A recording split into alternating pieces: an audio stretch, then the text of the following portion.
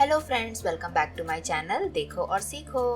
दोस्तों, हमने एयरपोर्ट के बारे में, एरोप्लेन, पायलट के बारे में तो बहुत सुना है, लेकिन क्या आपको पता है एयरपोर्ट पहुंचने के बाद वहां पर भी बहुत सारी ऐसी चीजें होती है जिनके बारे में हमें नहीं पता होता, जैसे टर्मिनल, बोर्डिंग पास क्या होता है, चेक इन करना क्या है, कस्टम्स क्या होते हैं। आइए जानते हैं एयरपोर्ट से जुड़े बहुत सारे शब्दों के नाम इंग्लिश में और उन्हें कैसे इस्तेमाल किया जाता है। दोस्तों, सबसे पहला शब्द है टर्मिनल। टर्मिनल टर्मिनल एक ऐसी बिल्डिंग होती है एयरपोर्ट पर जहां पर सारे पैसेंजर्स वेट करते हैं किसी भी फ्लाइट में चढ़ने के लिए। उसे कहते हैं टर्मिनल। जब आप एयरपोर्ट पहुंच जाते हैं तो हम क्या कह सकते हैं? आई am at the terminal. I am at the terminal. मैं एयरपोर्ट के टर्मिनल पर हूँ। दूसरे नंबर पर आता है शब्द दोस्तों गेट। गेट ये गेट होता है एयरपोर्ट के टर्मिनल पर। जब हम एयरपोर्ट के टर्मिनल पर पहुंच जाते हैं तो वहां पर अलग अलग नंबर के गेट्स होते हैं जहां से पैसेंजर्स अंदर जाकर अपनी अपनी फ्लाइट की तरफ जाते हैं। तो इसका सेंटेंस क्या हो सकता है दोस्तों? I am at gate number A1। I am at gate number A1। मैं एयरपोर्ट के टर्मिनल पर गेट नंबर A1 पर खड़ा हूँ या खड़ी हूँ। तीसरा है दोस्तों बोर्डिंग पास। बोर्डिंग पास, अगर आप ट्रेन में जाते हैं तो आपको ट्रेन का टिकट लेना पड़ता है, बस में भी ट्रैवल करते हैं तो बस में भी टिकट लेना पड़ता है। उसी तरीके से जब कभी आप एरोप्लेन में जाते हैं तो एरोप्लेन का भी एक टिकट होता है जिसे कहते हैं बोर्डिंग पास। जैसे कि आप पिक्चर में देख सकते हैं, इसमें होता है आपका नाम, आप कौन सी सिटी से कहाँ जा रहे हैं वहाँ का एड्रेस लिखा होता है, आपकी सीट नंबर, फ्लाइट नंबर, सभी चीजें लिखी रहती हैं। इंग्लिश सेंटेंस की बात करें बोर्डिंग पास के, do not forget to take boarding pass. Do not forget to take boarding pass. Flight में जाने से पहले अपना बोर्डिंग पास ले जाना नहीं भूलना। फिर है दोस्तों check in. Check in check in एक प्रोसेस है, एक तरीका है। जब आप एयरपोर्ट के टर्मिनल पे पहुंच जाते हैं तो वहां पर आपकी चेकिंग होने के बाद में आपको बोर्डिंग पास मिलता है या कहीं एयरप्लेन का टिकट मिलता है, और जहां पर आपको टिकट मिलता है उस जगह को कहते हैं चेक इन। चेक इन। अगर कोई आपसे पूछता है कि आपको बोर्डिंग पास कहाँ मिलता है तो सेंटेंस होना चाहिए आपका, I will get boarding pass at check-in area. I will get my boarding pass at check-in area. मुझे मेरा बोर्डिंग पास मिलेगा चेक इन एरिया में। अब बारी आती है दोस्तों security check point. Security check point, जैसा कि आप पिक्चर में देख सकते हैं, यहाँ पे एक सिक्योरिटी पर्सन है जो आपकी चेकिंग कर रहा है या कहें पैसेंजर्स की चेकिंग कर रहा है। तो सिक्योरिटी चेक पॉइंट एक ऐसी जगह होती है एयरपोर्ट के टर्मिनल पर जहां पर आपकी और आपके सामान की चेकिंग होती है किसी भी फ्लाइट में चढ़ने से पहले। Security check point. अब इसका सेंटेंस होगा, my luggage was checked at the security check point. मेरा लगेज सिक्योरिटी चेक पॉइंट पर। नेक्स्ट है दोस्तों बैगेज क्लेम।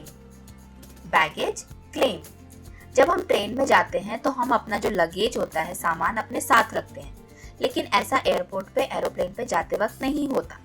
एरोप्लेन में हम केवल छोटा सा एक बैग ले जा सकते हैं और बाकी का सारा सामान आपको वहीं पर नीचे एयरपोर्ट पे छोड़ना पड़ता है।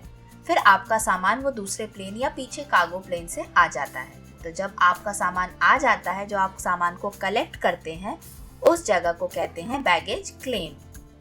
इसका सेंटेंस होगा, I am collecting my bag from the baggage claim.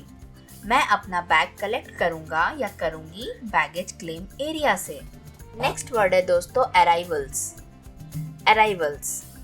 Arrivals airport पे एक ऐसी जगह होती है, एरिया होता है, जहां पर पैसेंजर अपनी जगह पहुंचने के बाद बाहर निकलते हैं, उसे कहते हैं अराइवल। फिर है नेक्स्ट वर्ड दोस्तों डिपार्चर। डिपार्चर। डिपार्चर भी एयरपोर्ट का एक एरिया होता है, एक जगह होती है जहां पर पैसेंजर्स आते हैं और अपनी अपनी फ्लाइट में जाते हैं। फिर आती है जगह दोस्तों कस्टम्स। कस्टम्स। कस्टम एयरपोर्ट का एक ऐसा एरिया होता है जहाँ पर पैसेंजर को अपना जो भी सामान है उसे दिखाना पड़ता है जब वो किसी दूसरी कंट्री में जाता है। जब आप एक सिटी से दूसरी सिटी में जाते हैं तब आपको कस्टम्स की जरूरत नहीं होती है। नेक्स्ट शब्द है दोस्तों इमिग्रेशन। इमिग्रेशन, जब आप फ्लाइट में बैठ के किसी दूसरी नई कंट्री में जाते हैं, आपके साथ में आपका पासपोर्ट होता है, वीजा होता है, जहाँ पर आप चेक इन करते हैं, उसको कहते हैं इमिग्रेशन। इमिग्रेशन। नेक्स्ट दोस्तों, जैसे हम रेलवे स्टेशन पे जाते हैं तो हमें खाने पीने की बहुत सारी छोटी छोटी दुकानें मिलती हैं जहाँ से हम कुछ भी खरीद के खा पी सकते हैं। ठीक वैसे ही एयरपोर्ट पे भी एक ऐसी जगह होती है जहाँ पर आपको खाने की, पीने की, कपड़े, हर चीज़ वहाँ पर मिलती है। आप खरीद के उसे ले सकते हैं। ऐसी जगह को, ऐसी दुकानों को कहा जाता है ड्यूटी फ्री। ड्यूटी फ्री जो एयरपोर्ट पे होती है। फिर आता है दोस्तों lost and found. Lost and found भी एक ऐसी जगह होती है एयरपोर्ट टर्मिनल पे जहाँ पर जिनकी चीज़ें खो जाती हैं वहाँ पर वो चीज़ें मिल जाती हैं। Lost and found. नेक्स्ट है दोस्तों लाउंज। लाउंज। लाउंज भी एयरपोर्ट टर्मिनल पर एक ऐसी जगह होती है जहाँ पर आप कंफर्टेबल तरीके से आराम कर सकते हैं, रिलैक्स कर सकते हैं। जैसे आपकी फ़्लाइट अगर लेट है, आप 2 घंटे पहले आ गए हैं, तो आप वहाँ पर बैठकर वेट कर सकते हैं। ऐसे लाउंजेस रेलवे स्टेशन पर भी होते हैं, बट उन्हें लाउंज नहीं कहा जाता। नेक्स्ट है दोस्तों रनवे। रनवे। रनवे क्या होता है? जैसे कि आप पिक्चर में देख सकते हैं, एक लंबी पट्टी है जिसके ऊपर एरोप्लेन उतरता है और यहीं से चल के वो हवा में उड़ता है, लैंड करता है और टेक ऑफ करता है। उसे कहते हैं रनवे या हवाई पट्टी। तो दोस्तों, जैसे ट्रेन का ड्राइवर होता है ट्रेन ड्राइवर जो ट्रेन को चलाता है, उसी तरीके से एरोप्लेन को उड़ाता है पायलट। पायलट। फिर आते हैं दोस्तों flight attendant. Flight attendant. Flight attendant दोस्तों कुछ ऐसे लोग होते हैं फ्लाइट के अंदर, एरोप्लेन के अंदर, जो आपका ध्यान रखते हैं पूरी फ्लाइट के दौरान। आपको कैसे बैठना है बताते हैं, सीट बेल्ट कैसे बांधना है, अगर आपको कुछ खाना है या पानी पीना है या टॉयलेट जाना है तो आप उनसे पूछकर कर सकते हैं। वो आपको सारी जानकारी देंगे। उन्हें कहा जाता है फ्लाइट अटेंडेंट या क्रू मेंबर। और लास्ट में दोस्तों, जब हम एरोप्लेन में जाते हैं, मैंने पहले भी बताया है कि आप बहुत सारा सामान ले जा सकते हैं, लेकिन फ्लाइट के अंदर, एरोप्लेन के अंदर आप छोटा सा बैग ले जाते हैं और बाकी का सामान आपका अलग से आ जाता है। तो जब आपका सामान आता है तो एक गोल बेल्ट होता है जो घूमता रहता है, उसके ऊपर आपका सामान घूमता रहता है, जिसे कहा जाता है कन्वेयर बेल्ट।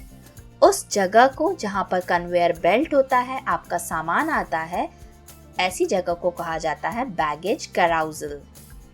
Baggage carousel. यहाँ से आप अपना सामान को कलेक्ट कर सकते हैं। Thank you. आई होप दोस्तों आज का वीडियो तो आपको बहुत ही मज़ेदार लगा होगा। अगर पसंद आया है तो आपको क्या करना है? आपको मेरे वीडियो को लाइक करना है, इसीलिए ताकि मुझे पता चले कि आपको मेरा वीडियो कैसा लगा और मैं आपके लिए और वीडियोस बना सकूं। आपको ऐसे और वीडियोस देखने के लिए मेरे YouTube चैनल जिसका नाम है देखो और सीखो को सब्सक्राइब करना है, जिससे आपको जब भी एक नया वीडियो आता है आप उसे देख सकते हैं और सीख सकते हैं। तो बाय दोस्तों, मिलते हैं किसी नेक्स्ट वीडियो में।